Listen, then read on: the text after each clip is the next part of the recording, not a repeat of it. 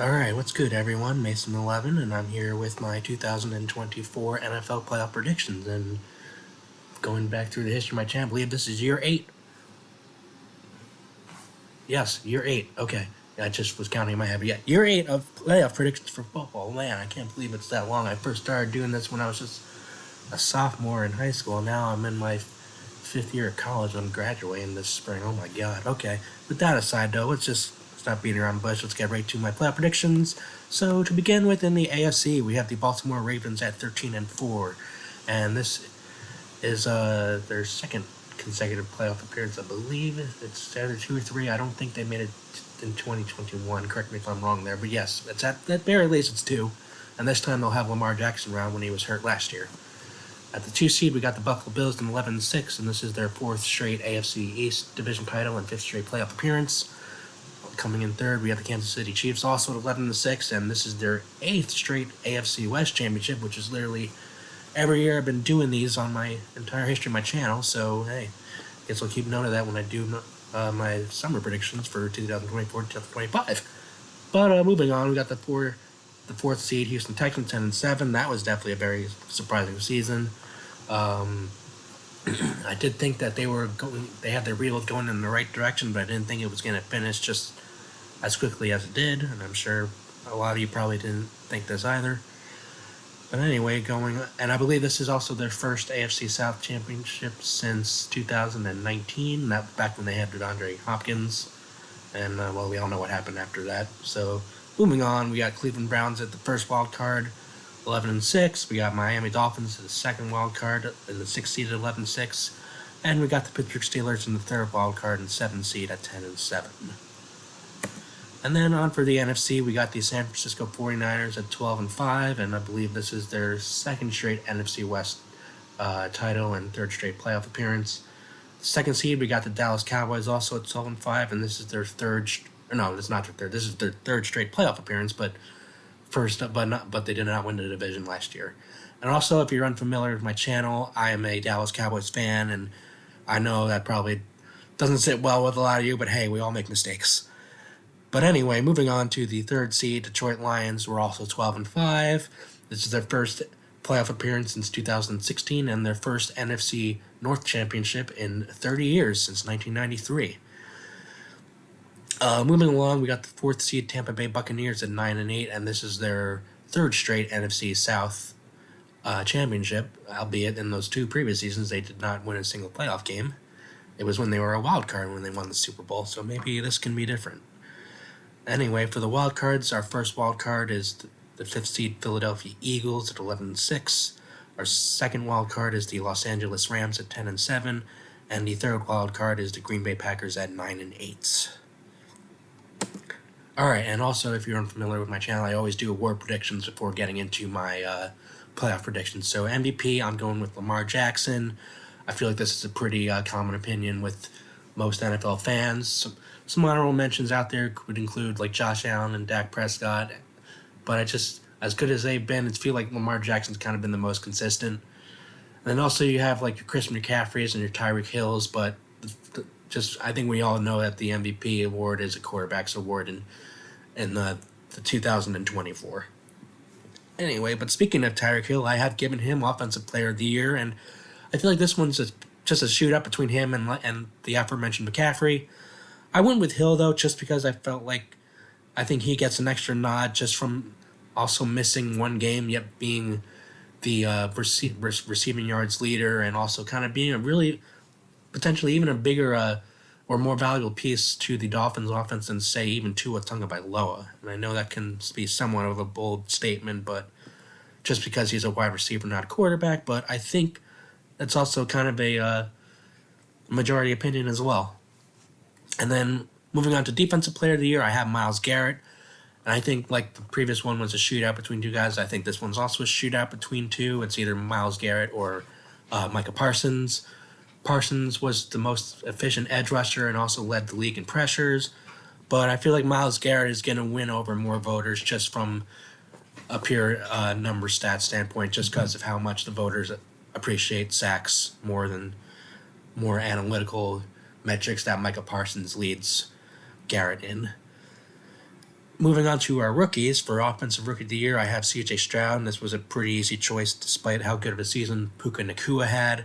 Just how C.J. Stroud was able to captain his team all the way back to the playoffs when they had previously been in the bottom cellar for 3 straight years. And then, yeah, I think that's kind of all I have to say about that. So Defensive Rookie of the Year, Jalen Carter, and we had a few good options here with Carter as well as your Devon Witherspoon of the Seahawks. You had Kobe Turner of the Rams.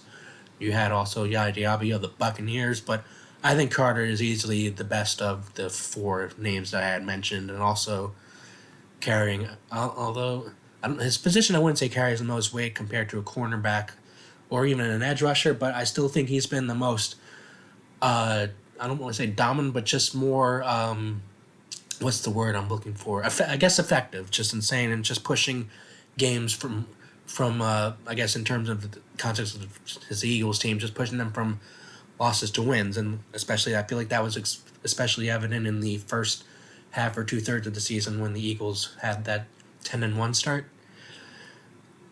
So yeah, that's my pick. There is Carter, and then for Comeback Player of the Year, I'm kind of making these standard basic choices of Damar Hamlin, and I know this is probably going to be my most controversial choice out of everyone on this list, just because of how little playing time he has had, and as well as the stories we have with Baker Mayfield and Joe Flacco being starting quarterbacks who were able to captain their teams to playoff spots.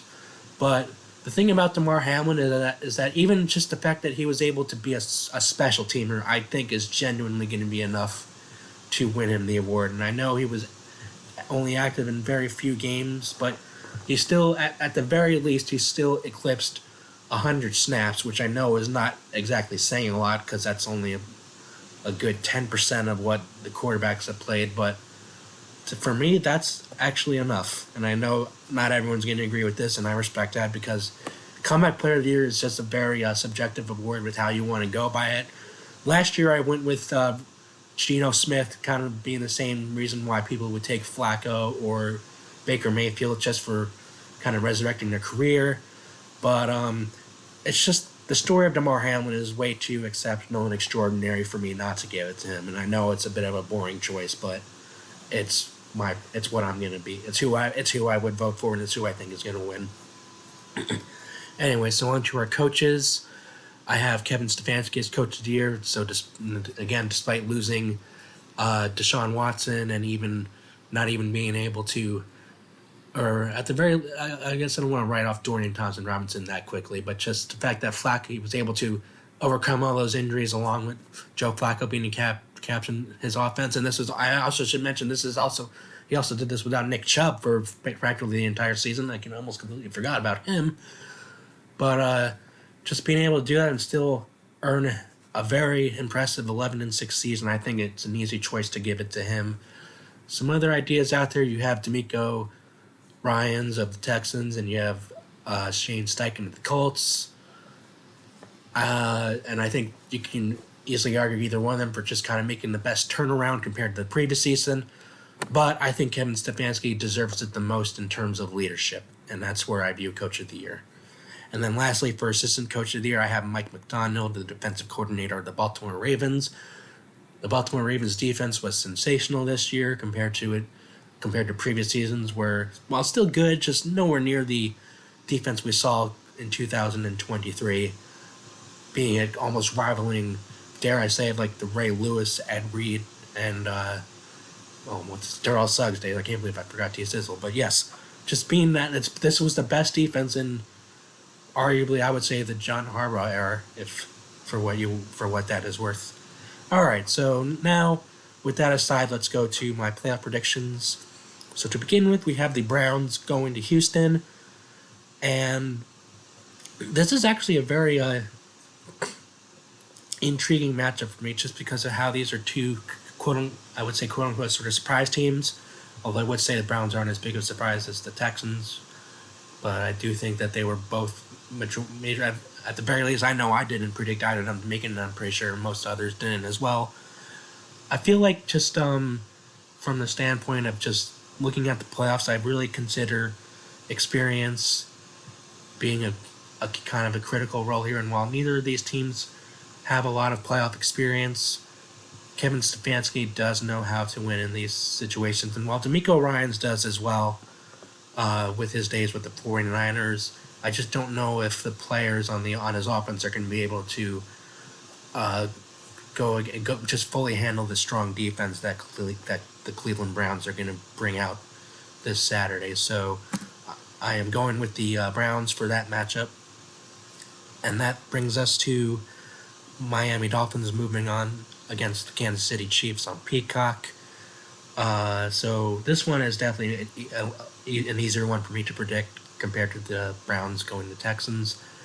The Dolphins, while starting off very hot with arguably one of the best offenses I can remember, they've definitely cooled down kind of considerably since December. And while I could kind of say the same thing for the Chiefs, I feel like the Chiefs' defense kind of gives them a very significant edge here, as that's been their strong suit kind of throughout all season, where it's the offense that surprisingly was kind of an Achilles heel from time to time.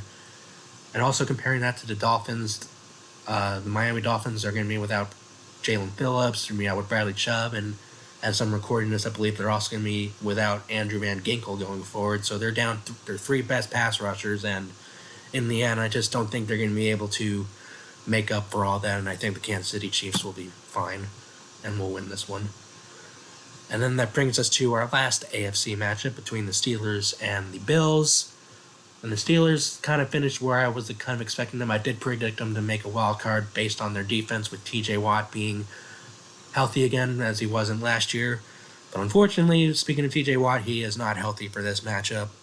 And so I feel like that's just going to be the downfall that we saw for the Steelers last season and cost them in the playoffs. And I feel like the Bills will win this one pretty easily here. But then again, don't count out the Steelers, because you really never know with them. And just because Mike Tomlin, when you think Mike Tomlin is at his bottom, and the Steelers are still there. That's just been the mantra since, frankly, his whole coaching stint started back in whatever year that was. I want to say 2004, but I could just be making that up. I might be way off by that. But anyway, that moves us on to the NFC matchups, and our first matchup is the Packers going to the Cowboys. I will say, as a Cowboys fan, this matchup absolutely scares the hell out of me, just because of the history we have in the playoffs of the Packers always beating the Cowboys, at the very least in my lifetime, just watching Aaron Rodgers disappoint me every January. But with that being said, it's not Aaron Rodgers this time around. Obviously, it's Jordan Love instead.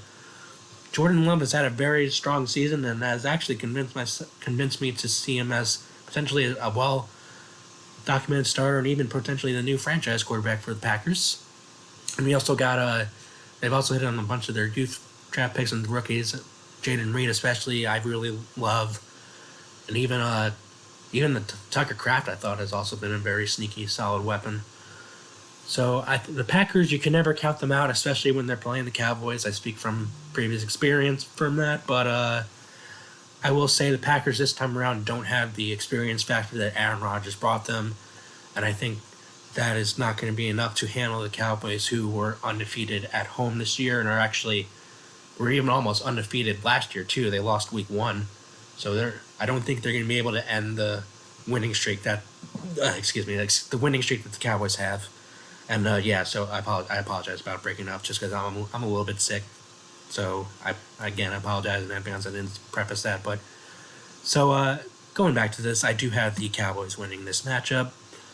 And so moving on, that brings us to the Rams going to the Lions, and it's the first playoff game in the history of Ford Field, and the first playoff home game for the Lions, and I guess since their last division title, if I'm not mistaken by that, just because that was still the 6th seed era. So yeah, first home game for the playoff game for Detroit Lions since 1993, and it's also a very good narrative between Matthew Stafford versus Jared Goff, and also just kind of how that trade really was a big, I guess, I don't want to say stepping stone, just because it wasn't exactly a stepping stone for the Rams, because that trade helped them win the Super Bowl 2 years ago, but it absolutely was a stepping stone for the Lions in helping kick off their fantastic rebuild, I should say. It's definitely been one of the best ones I can remember in recent memory.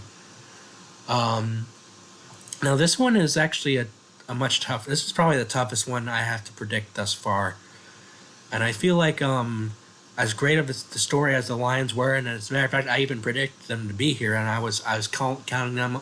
I was counting on them to be my surprise team for the season. They absolutely did not let me down. But the Rams, on the other hand, are a lot more, are very just a very interesting team to me, and I just feel like they've been a team where at the very least in the second half of the NFL season they were playing a lot of very hot football, um, and just kind of being a team that always hung in with all the quote unquote juggernauts that they were going up against. And I know last week was against the 49ers backups, but that was also with the Rams backups. So the Rams are a team you can't count out here. Jeez, I'm not having a good day today. But for the Rams standpoint, I think at the very least, if there's going to be a significant upset in the playoffs, I think this is the one that it will be, and I am going to be going with the Rams in this one, and I know that is definitely going to come off as a surprise to most people. But I really like the Rams making making a kind of a strong push. And I should also mention, I feel like the Rams might even have the best chance to play and win against the 49ers. And I know they're not as good as some of the other teams in the playoffs, but I just feel like they match up much better against the 49ers than say the Cowboys or the Lions or anyone else in there, the Eagles, Buccaneers, Packers. I think the Rams will have the best chance of beating the 49ers. Just take that for what that's worth. And so, as mentioned, as a matter of fact, actually, the Rams will be playing the 49ers if they win and the Cowboys win, because that automatically gives the 6th seed to the 1 seed. So, again, yeah, I think the Rams will have the best chance to defeat the 49ers, but will I think they defeat the 49ers? We'll stick around until I get to my divisional predictions, because we still have one more wild card matchup to go over, and it's the Eagles going against the Buccaneers. Buccaneers have been playing. I guess they've been somewhat kind of hot, just from down the stretch when they were kind of trailing the Falcons and the Saints. But I will say last week against Panthers, not the most impressive win. But then again, you got the Eagles have absolutely had a unfortunate downfall since, say, Thanksgiving. I want to say I'm not sure when the losing streak kind of begun, but I think it was around Thanksgiving. But regardless, I just feel like the Eagles completely lack leadership at this point. I feel like the entire coaching staff has lost the entire locker room, and I would not be surprised to see everyone outside of maybe Nick Sirianni being let go of if they lose to the Buccaneers here. And I predict that their struggles are going to continue here, and I think the Tampa Bay Buccaneers are going to take this one. So that brings us to the divisional rounds, and we don't know the schedule from here going on out. We do know, however, that the Buccaneers will have to play on the Sunday, just because that their game against the Eagles is the Monday, and they need 5 days of rest. So just keeping that in point, I'm just gonna go the same kind of order I did with the wildcard rounds, where it's just the AFC matchups versus the NFCs. So starting with I'm going to start with the Ravens and the Browns, and this would be a very nice match. This would be a very cool matchup to see a Joe Flacco reunion special, when I don't think anyone would have ever expected that, and I would even say perhaps just even when the Lamar Jackson era kind of started, I don't think anyone would have expected this over the last 5 years it's been, but here we are. We got the Browns going to Baltimore, and I feel like the Browns are a very good or potentially dangerous trap team for the Ravens to kind of fall against in the playoffs, like they kind of have in years past. Like, for example, when the Titans upset the Ravens, or even before that when the Chargers upset the Ravens. I think the Browns are definitely the team that can pull off an upset here. Not to rule out the Chiefs and the Bills, but I feel like for the Browns are definitely going to be a bigger underdog than the Chiefs and Bills, yet I still think they're as equipped to beat the Ravens as the Chiefs and Bills are, if that makes sense. So with that being said, though, I do think the Ravens take this one, but I don't think it will be a comfortable match. But I think the Ravens, or not the Ravens, the Browns are going to give the Ravens a big challenge, much like the Browns did 3 years ago, or was it 2 years ago against the Chiefs? I think it was 3 years. It was the COVID era. So yeah, 3 years ago against the Chiefs, where they came pretty close to pulling that match out, but they didn't. They came out just short at the end, and I feel like we might sort of see a similar story here. Just a Browns team being very strong and being just a smidge under the top juggernauts of their conference. And in the end, I think the Ravens will be able to squeeze past them for a win. So, and our other AFC divisional round is the Chiefs going to the Bills, and we all know from from the history of this playoff rivalry, the Chiefs have had the Bills' number in the playoffs, but the Bills have had the Chiefs' number in the regular season. But there's a big but attached to that. It's because all those playoff games were at Arrowhead, and this one is going to be excuse me again. This one is going to be at the Bills Stadium, and we know that their atmosphere is one of the toughest atmospheres to play in as an opponent. So this is definitely going to be a huge, huge test for Patrick Mahomes and company, especially when his offense has been a much more of a struggle compared to his previous seasons. So with that being said, though, the Chiefs' defense is what's going to have to be coming in clutch for the Kansas City Chiefs here if they want to come out victorious. Josh Allen is a quarterback who is prone to several turnovers, and the Chiefs are going to be a team that is going to have to force him into making mistakes to come out of the win here. And I will say, I do think the Chiefs are a team equipped to actually accomplish that. Do I think that they can pull out with a win? I am actually going to say yes. I think the Chiefs are going to squeeze out an away victory here against the Bills, and I know that is probably going to be an unpopular opinion, but I think I really like the Chiefs as an upset for this one. And as much as Patrick Mahomes has kind of struggled, or quote unquote struggled, I guess for his standards, I just feel like it's just been too long of a drought from just seeing the greatness that he just brings to the National Football League, and I just have a gut feeling that we're going to see it again here. And I think the Chiefs will be able to pull off a road win, and it's not like the Bills are invincible at home either. Cause I know I kind of quoted how strong their atmosphere is, but keep in mind, just this very past season, the Bengals went on to Buffalo and got a road win. So I don't see why the Chiefs can't either with their defense. Just you're just going to need Patrick Mahomes to step up. But if there's any quarterback that's going to be able to do that in the playoffs, it's absolutely Patrick Mahomes, and I don't think anyone would disagree with that. All right, so with that taken care of, let's move on to the NFC, and I'm going to start with the Rams and the 49ers. And I know I had previously alluded to the Rams being the best possible team in the NFC to come out with a win against the 49ers. So this time around with the starters instead of the backups, I think the 49ers are still going to be more prepared this time around, and the 49ers know how to get wins in the playoffs. And as good as the Rams season has been, I don't see it going all the way to the NFC Championship. And I think the 49ers are going to be just too strong for them this time around. So I don't have much else. Not much else really to say for me there, but I think the 49ers will handle the Rams in a rematch in the divisional round. And so last we have the Buccaneers going to the Cowboys. And we all know, I'm sure many are familiar with how the Cowboys have struggled in division rounds going back for the last 30 years. Actually, I believe the Cowboys are 0 for their last 7 in the divisional round. Yes, 0 for 7, and unfortunately, I've had a big share of those heartbreaks. But hey, if there's a time when you can avenge that, it's what better time than now.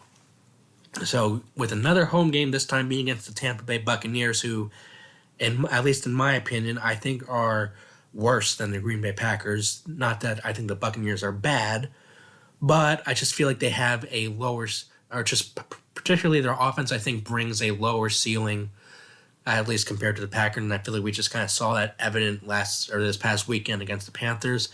And I think the Cowboys will finally be able to overcome their demons and come out with a win and moving on to the NFC Championship, at least for the first time in my lifetime. And I will also mention, just being from my Cowboys bias standpoint, in the history of my channel, I have never predicted the Cowboys to make it to the NFC Championship round in my four times of predicting playoffs with the Cowboys featured. This is the first time I've had them going this far. So hey, 5th time's a charm, I guess. I don't know, But yeah, I didn't even predict the Cowboys to beat the Packers when they were the 1 seed, and I got that right. I got that whole playoffs right. So hey, who knows? Maybe this is what I have to do to get the Cowboys into the NFC Championship. I have to predict them to actually win for once. But all right, enough joking aside. Let's actually move on back to my predictions. So starting with the Chiefs and the Ravens, I think if the Chiefs actually make it to here, I don't think they were going to be able to handle a strong defense that the Ravens bring, and even the Bills have a good defense too. It's just that the Bills are dealing with have dealt with a lot of injuries throughout the season that can kind of just come back to finally bite them, even though they were able to at least overcome those injuries this past December and January. I think the Baltimore Ravens defense is going to be just too much for the question mark of a Kansas City Chiefs offense to get to the Super Bowl again, and I think the Ravens will come out victorious here. And then for the NFC, we have the Cowboys and the 49ers, and I know I said I have to count on myself predicting the Cowboys to win to make some, at least for quote unquote, say win the Super Bowl, but I'm not going to be biased. I think the 49ers will definitely win this one. Unfortunately, the fact is the 49ers have our number, and we saw it again this season in October. We saw it, and then we saw it in the past 2 playoffs as well, and this 49ers team is going to be even better than those 2 previous 49ers teams that beat the Cowboys in the playoffs before. And while I will say I think this Cowboys team, it will be the best of the opponents the best Cowboys team I will say the 49ers have faced out of the 4 most recent matchups, just particularly because of, I would say, Dak Prescott's season. I don't think it's going to be enough in the end to get to a Super Bowl appearance, unfortunately. But anyway, that brings us to a Super Bowl 47 rematch between the Ravens and the 49ers. In my opinion, these are the 2 best defenses in the NFL, and as we all know, defenses win championships. So, this absolutely, I know it's somewhat of a boring prediction to go 1 seed versus 1 seed, but I think this is just the outcome I absolutely foresee here. And then just because now I'm saying that, of course, it's not going to be 1 versus 1, but hey, we'll get into that we'll check back in with that in February. But anyway, so Ravens versus 49ers, we saw on Christmas how the Ravens were actually able to really make Brock Purdy struggle, which was definitely a surprise. I don't remember if in my weekly predictions I picked the 49ers to win or the Ravens to win. I might have picked the Ravens, or I might have picked... I genuinely don't remember. I'm going to check after I finish recording this, but whatever it was, the result absolutely surprised me, seeing the Ravens completely manhandle the 49ers in that matchup.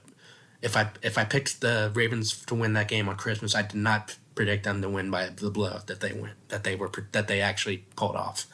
And in the end, just kind of using that as kind of my paradigm to what I would predict here in a hypothetical Super Bowl rematch, I think it would be the Baltimore Ravens coming out victorious, and I have the Baltimore Ravens winning their 3rd franchise Super Bowl, their first one since, again, Super Bowl 47 against the 49ers. And I would think this would cap off an incredible season just for Lamar Jackson being able to win a Super Bowl on top of an MVP. And I think that's really all I have to say about that. So thank you. If you're still here, thank you again for sticking around with my predictions. And I look forward to playoff football, and hopefully I won't be disappointed like I always have been. But we can't have everything we want, but it is what it is. It'll be a fun playoffs regardless. All right, thank you.